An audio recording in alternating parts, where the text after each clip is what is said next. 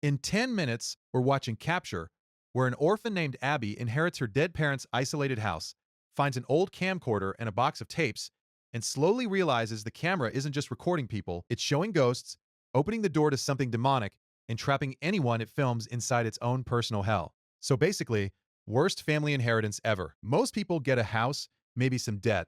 Abby gets a cursed camera and a dad hiding in the walls. The movie opens with a couple hiking through the woods. They're lost, the wife has hurt her leg, and eventually they spot a big house hidden deep in the forest. The husband leaves her outside and goes in through the basement to look for help because the front door is locked. Inside, the place is empty, the phone doesn't work, and already this house feels like it should come with a warning sign saying, "No signal, no help, no common sense allowed." Meanwhile, outside, the wife notices something upstairs, then we see someone secretly recording her with a camcorder. And that's the first massive red flag. If you're lost in the woods and someone is filming you from a creepy house, that's not a rescue situation, that's a true crime episode warming up. Inside, the husband hears a noise upstairs and goes to investigate. Outside, the wife looks directly at the camcorder and suddenly becomes possessed. So right away, the movie tells us the camera is not normal. This thing doesn't just film you, it does something to you. Then we meet Abby, an orphan secretly staying in her foster sister Laura's apartment. Her foster brother Steve visits her, and he's now a private investigator. He tells Abby he finally found information about her real parents. Abby calls the childcare officer, who later visits and reveals that Abby's parents are dead, but their house still belongs to her. At first, Abby doesn't want to sell it. But after Laura calls and verbally abuses her, Abby changes her mind. She decides she'll sell the house, move to the city, and finally get her own peaceful little apartment. Which sounds nice. Shame the house is basically demon YouTube. Abby travels to the remote forest property, but even getting there is a problem. No taxis go near the place, and when she stops at a local bar, everyone acts like she just walked in wearing a witch hat and carrying a goat. Nobody wants to help her. Eventually, a guy named Kyle agrees to drive her. He explains that people don't hate Abby personally, they hate the house. Nobody wants to go near it. Great. That's exactly what you want to hear before sleeping alone there. Abby and Kyle seem to like each other, but he has work, so he leaves. Abby goes inside and explores. The house is messy, but still standing. Upstairs, she finds her old swing, a doll, and near the window, the camcorder. She also finds a box of tapes. And this is the moment where I'd be selling the house as is. No tour, no cleaning, no let's discover my family history. Just list it cheap and never look back. But Abby wants answers. That night, she connects the camcorder to the TV and watches the tapes. She sees her mother Cameron and father Jason. Abby is emotional because this is the first real connection she's had to them. But there's something strange. Cameron looks almost exactly like Abby. Then, in one tape, her mother's face glitches, and for a split second, another woman's face overlaps hers, staring straight at Abby. Abby is too emotional to focus on it, but we know. The tape is not just showing the past. Something in it is looking back. While Abby sleeps, someone stands outside her room watching her, then walks away. The next morning, Abby finds medical reports showing her father Jason had a neurological condition and didn't have long to live. She then goes jogging, returns, takes photos of the house for the sale, and showers. When she comes back, she hears footsteps downstairs. Then she finds the camcorder near the window.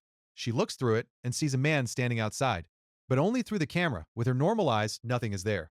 Now, Abby assumes the camera is old and glitching. No, Abby. A normal old camera makes the footage grainy.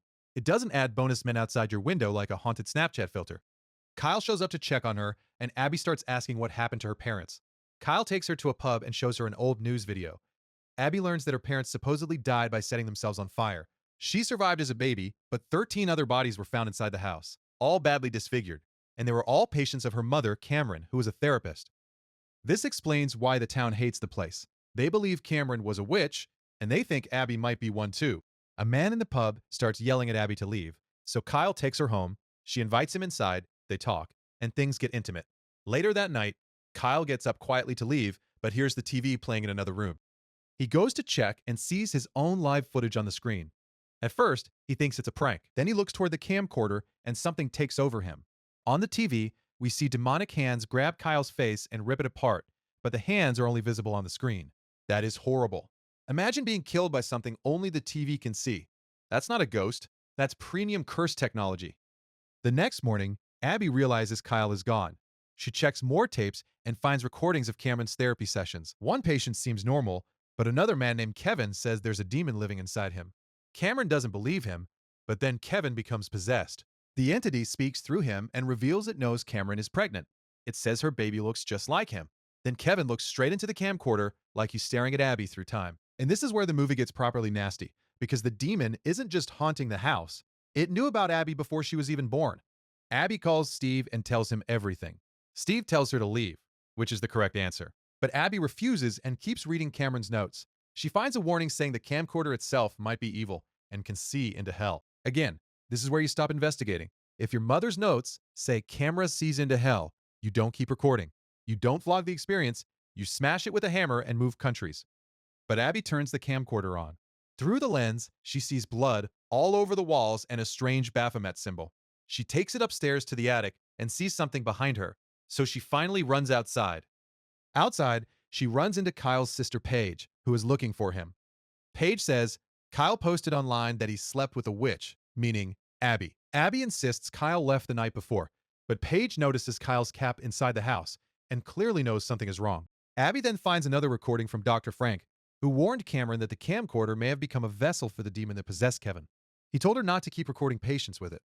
Meanwhile, Paige secretly enters the house and goes upstairs after hearing a noise. She finds the camcorder and plays it, seeing Kyle's horrible death.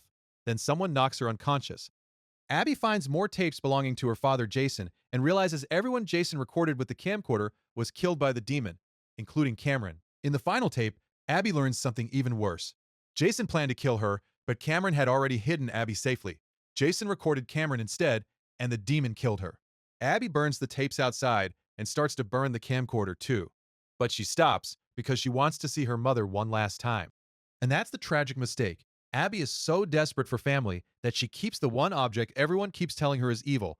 This is like finding a cursed knife and saying, but it reminds me of Mom.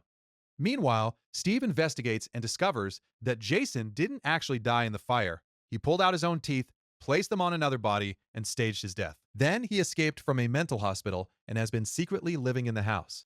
So all those shadows, all those moments where someone was watching Abby, that was Jason. Her father has been inside the house the whole time.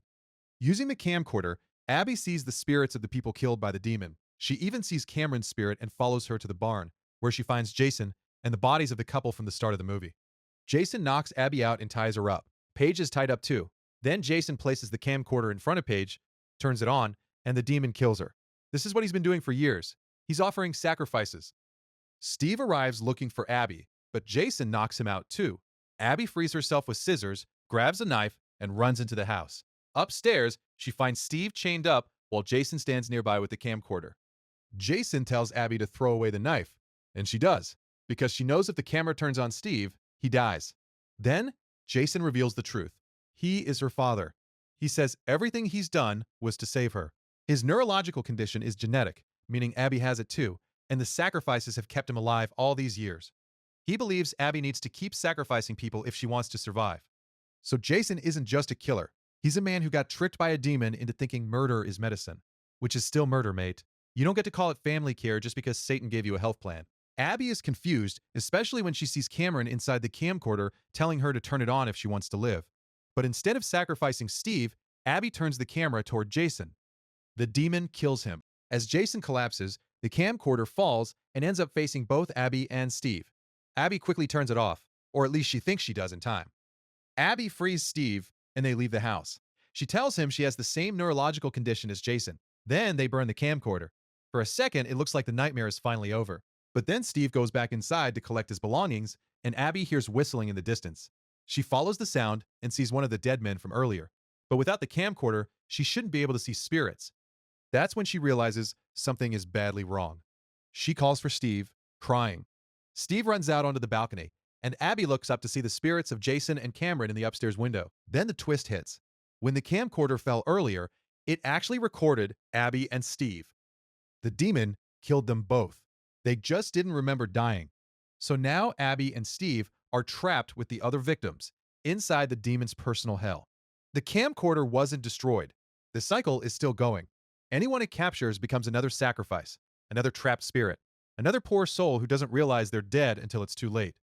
And that's Capture, a movie where the scariest thing isn't just the demon, it's the need for answers. Abby finally gets the family history she always wanted, but every tape, every secret, and every glimpse through that camera pulls her deeper into the trap. Jason thought he was saving his daughter, But really, he was feeding the thing that ruined all of them. If you like the Cursed Location Nightmare, the Dead Family Secrets, and an object that traps people in a supernatural hell, then click my 1408 recap on screen now. That one has the same, you should never have gone looking for answers in this place, energy. Except instead of an evil camcorder, it's a hotel room that bullies a man with ghosts, grief, and one very aggressive radio. Hit like, subscribe, and drop a comment with what movie I should cover next. Then go watch 1408, and I'll see you over there.